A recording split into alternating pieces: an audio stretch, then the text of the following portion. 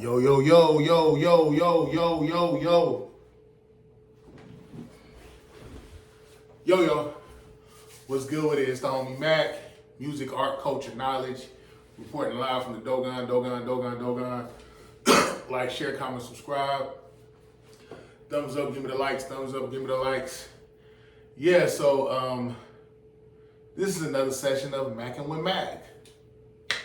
Book review series. You know what it is, Mackin' with Mac. Today I will be reviewing the book, The Holy Koran of the Moorish Science. The Holy Koran of the Moorish Science Temple of America, divinely prepared by the Prophet Noble Drew Ali, commonly known as the Circle 7 Quran. See it? I used to always wonder, like, why do they call it the Circle 7? There's an esoteric science, number 7 represents completion. And you see how there's I don't know if you guys can see it. I'll put it in your face. You see it? That circle represents completion or enlightenment or spiritual growth and development. And 7 being perfection or just high awareness, highly enlightened. So Circle 7 Quran. That's where, that's why they call it the Circle 7 Quran. Again, divinely prepared by Noble Drew Ali. Who's Noble Drew Ali, you ask? Great question. I got an answer. Noble Drew Ali, also known as Timothy Drew, if I'm not mistaken. Timothy Drew. He was born in North Carolina. I was told he grew up on a farm. He actually joined the circus. He eventually went to Egypt and learned to practice magic and mysticism. And apparently there was a priest he met, I don't know of what order, but there was a priest he met who gave him a Quran, not a Quran in the sense of the Holy Quran would Muslims use their holy book, but a book that he called the Quran, which is, I guess, kind of interesting. But yeah, when he met this priest told him that he was a reincarnation of Jesus and Buddha and other divine figures. Go figure. I'm not I'm not saying yeah or nay, but I'm just telling you historically what the context was. Noble Drew Ali eventually came back to America, started these different Islamic centers, chiefly the Moorish Science Temple, but he set up shop in Philly, DC, Detroit, but the home base was in Chicago. Noble Drew Ali, it's believed, at least in the Circle 7 Quran, it said how pretty much how John the Baptist was to Jesus is how Marcus Garvey was to Noble Drew Ali. Yeah, pretty much Garvey set the path, Garvey being Marcus Garvey, the Pan-Africanist, red, black, and green. Pretty much Garvey, triggered the awakeness in black people, descendants of Africa, across the globe, to come together as one. And I guess him propagating this message, it prepared the way for Noble Drew Ali to come in and preach his gospel. But back to this book, Circle 7 Quran. I'm not even gonna play with y'all. I have a lot of respect for the Moorish Science Temple. I respect any group of, I know they don't like the term black or Negro or color, they like to say more meaning black. Any group of melanated people, black people that come together and want to get organized, politicize, and empower black people, I'm with it. Theologically, I do veer off from the MSTA, Moorish Science Temple of America. There are things theologically that I am not congruent with or agree with. But nonetheless, I try, when it comes to dealing with melanated people, I try to focus on what the tie that binds us. You know, I try to focus on our similarity, the parallels, where are we congruent.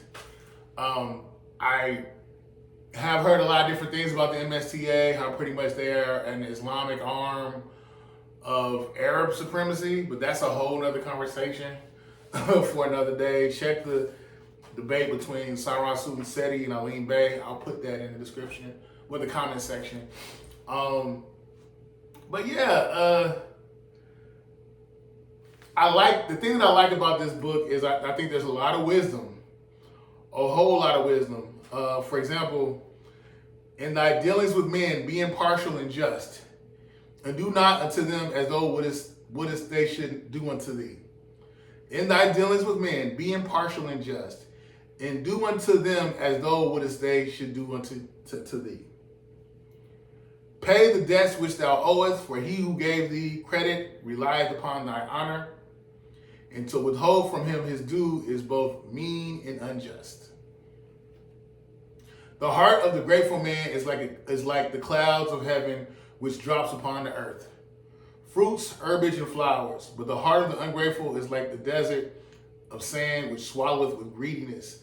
The showers that fall and beareth them in its bosom and produces nothing. I can go on and on. Mix kindness with reproof and reason with authority.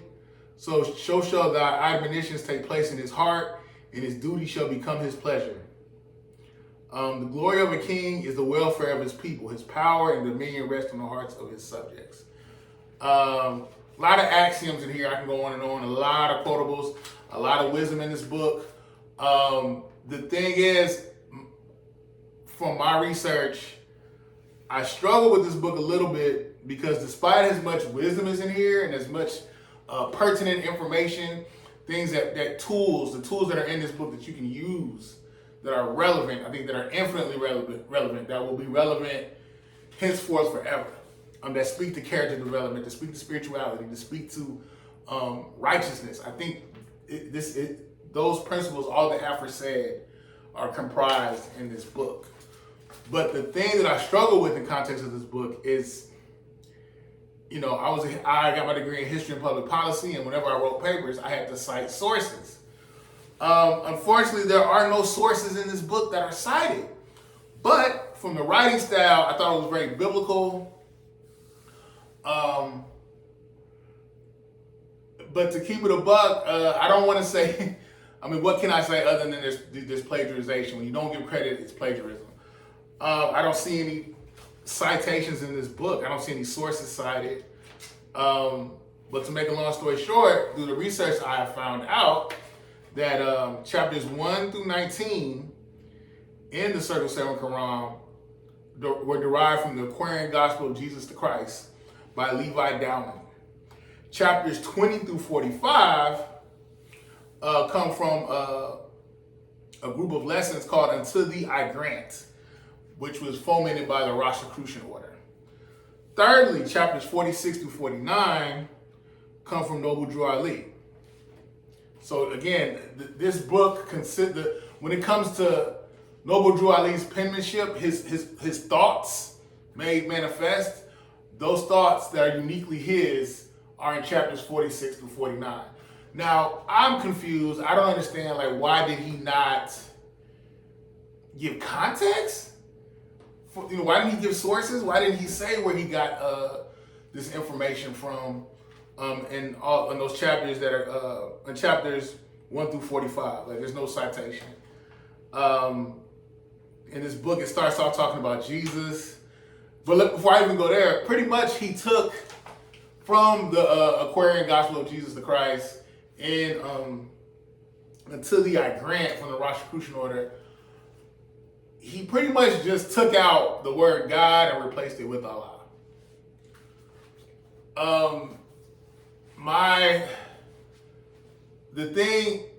I'm not a Muslim, I'm not a practicing Muslim, I'm a Christian, but I guess the thing that's kind of weird to me in this book, there are a lot of things in here that are not in alignment with Islam as I know it. Like, there's parts in this book where Jesus is called the Son of God, which is considered shirk, because I know Muslims don't believe in the Holy Trinity. They don't believe that Jesus became. They don't believe that Jesus was the Son of God. They believe he was a prophet. They don't think he was God made manifest in the flesh. So that's considered shirk. So I think even though Noble Drew Ali professes Islam, I feel like there are things that are not parallel with Islam. The theology of Islam. I think that there are things in this book that aren't, again, parallel. I don't know the facticity or the validity of some of the stories in this book. Like I know in the Bible, Jesus is in the temple preaching to the rabbis, dropping jewels, and then he disappears and he don't come back till he's 33. And this book, I guess, the Koran Gospel of Jesus the Christ, they're saying that Jesus actually sojourned to India. Studied in Egypt, the mystery system, studied in Egypt, and then sojourned to India. And he met with the Brahmins, different teachers, thinkers, scholars, the spiritual men. He politicked with them and he built with them. Again, this book is replete with a lot of wisdom. He talks about the fall of man, how man needs a redeemer. He talks about the higher self and lower self being your sinful nature, your carnal-minded nature, higher self being your divine, the thing that makes you divine, the thing that connects you to God, the higher self being righteous. There are two selves, the higher self, there are two selves, the higher and lower self. The higher self is human spirit clothed with soul, made in the form of Allah. The lower self, the carnal self, the body of desires, is a reflection of higher self, distorted by the murky ethers of the flesh. The lower self is an illusion and will pass away. The higher self is Allah and man and will not pass away. There's just a lot. Again, like when you talk about like character building, jewels that can spiritual admonishments, just high-minded thinking, like it's all, again, it's replete in this book. Again, the facticity, I don't know the validity of Jesus going to India. The conversations in here, the prose that exist in here, I can't say how valid they are. But the dialogue is good. There's a lot of things that you can glean from this. Even as a Christian myself, I do think there are things in this book that are applicable to your day-to-day life. A lot of wisdom. Are not the enemies made by truth better than the friends obtained by flattery? Let me say that again. Are not the enemies made by truth better than the friends obtained by flattery? Something to think about. Talks about character building, building your higher self. Again, I don't have any issues with this book. I think there's a lot of wisdom, a lot of knowledge in here. Circle 7 Quran. I just think it's kind of odd that Prophet Noble Drew Ali did not give any sources. He didn't give any citations. These are not his original thinking, again, until you get to chapters 46 through 49. Some of the titles, The Creation and Fall of Man, Education of Mary and Elizabeth and Zone, Life and Works of Jesus in Egypt among the Gentiles, The Ministry of John the Harbinger, also known as John the Baptist, commonly known as John the Baptist. Let's see, what are some other chapters? Holy Instructions from the Prophet. The Divine Origin of the Asiatic Nations, The Beginning of Christianity, Egypt, the Capital Empire of the Dominion of Africa. I bring into question what the prophet was talking about with Christianity. Like he mentions Rome, and I know that Rome was a stronghold of Christianity, but initially the Romans rejected Jesus' message. I think he speaks to the personage of Jesus in a good way by saying how Jesus was a revolutionary and he was anti the social order, or specifically the colonialism that was Rome. He challenged the state of Rome, and I have no qualms with that. I think that's right and exact. But I felt like he was saying Christianity started in Rome. Maybe I misinterpreted it, but no, I don't. We all know that the whole concept of a Messiah, of Jesus, the person that we know as Jesus. There were institutions, specifically in Ethiopia. You had the Coptic Church. There's another church that was in Ethiopia that existed far beyond, before Rome became Rome and before Constantine instituted Christianity as a state religion. Because again, they were initially, Rome was anti-Christian. They were killing Christians. But yeah, I know a lot of my friends that practice Islam, they don't necessarily agree with the Moorish Science Temple of America. Another thing about Noble Drew Ali, it's also understood that W.D. Farad, or Wallace died, Farad Muhammad, Master Farad, Wallace died. I know he had a lot of aliases or names, but he actually gave. He's the founder of the Nation of Islam. He, in essence, gave the mathematics and the science and the knowledge and the wisdom to Elijah Muhammad. But he studied under the tutelage of Noble Drew Ali in the Moorish Science Temple of America, MSTA. But yeah, check this out, the Holy Koran of the Moorish Science Temple of America. I think there's a lot of jewels in here, a lot of things to consider. Let me see if I can find some more things to read to share with you guys. Establish unto thyself principles of action, and see that thou ever act according to them. So shall thy passions have no rule over thee. So shall thy constancy ensure unto thee the good thou possessest, and drive from the door of misfortune. Anxiety and disappointment shall be strangers to thy gates. Suspect not evil in anyone until thou seest it. When thou seest, forget it not. How should his actions be right who hath no rule of his life? Nothing can be just which proceedeth not from reason. Let me say that again. Nothing can be just which proceedeth not from reason. He who is arrogant with power will be servile while there is no subjection. The inconstant hath no peace in his soul, neither can be at ease with whom he concerneth himself with. His life is unequal, his motions are irregular, his soul changes with the weather. Double-minded, I guess, essentially. Today he loveth thee, tomorrow thou art detested by him. And why? Himself knoweth not, wherefore he now hateth. A lot of jewels in here. Shout out to the Moorish Science Temple of America. If there's anything I misspoke or a misunderstanding I have, educate me.